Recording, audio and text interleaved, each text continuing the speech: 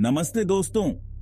आज मैं आपको एक ऐसी कहानी सुनाने जा रहा हूं जो आपके रोंगटे खड़े कर देगी। ये कहानी सच्चाई पर आधारित है और इसमें जो कुछ हुआ वो सचमुच भयानक है। ये कहानी आपको सोचने पर मजबूर कर देगी कि क्या सच में ऐसी घटनाएं हो सकती हैं। कहानी शुरू होती है एक छोटे से गांव में जो राजस्थान के एक कोने में बसा था।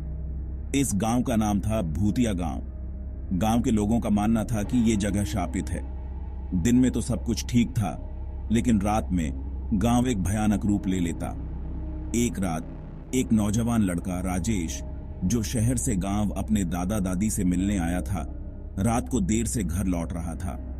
उसने सुना था कि लोग कहते हैं कि रात को बाहर मत निकलना, लेकिन उसने इन बातों को मजाक समझा। रात के अंधेरे में राजेश ने महसूस किया कि कोई उसका पीछा कर रहा है। पहले तो उसने इस बात को नजरअंदाज किया, लेकिन जब उसने वापस मुड़कर देखा तो उसे एक परछाई सी दिखाई दी। राजेश ने अपनी रफ्तार तेज कर दी, लेकिन वो परछाई और करीब आती गई। जब वो अपने घर के करीब पहुंचा तो उसने देखा कि वो परछाई बिल्कुल उसके सामने थी। उसके चेहरे पर एक भयानक मुस्कान थी और उसकी आंखें लाल थीं। राजेश के चेहरे से पसीना टपक रहा था और वो चिल्लाया, लेकिन उसकी आवाज जैसे उसके गले में अटक गई थी। अगले दिन सुबह गांव के लोगों ने राजेश को एक पेड़ से लटका हुआ पाया। उसके चेहरे पर वही भयानक मुस्कान थी और उसकी आंखें लाल थीं।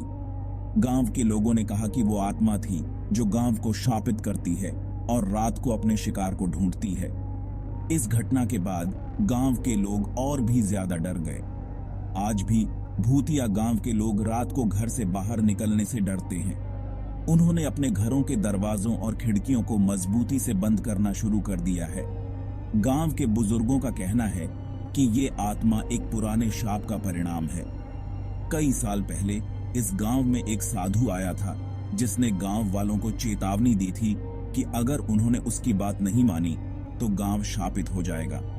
लेकिन गांव वालों ने उसकी बातों को नजरअंदाज कर दिया और तब से ये आत्मा गांव में भटक रही है। यह आत्मा हर रात अपने शिकार की तलाश में निकलती है। तो दोस्तों, ये थी भूतिया गांव की सच्ची कहानी।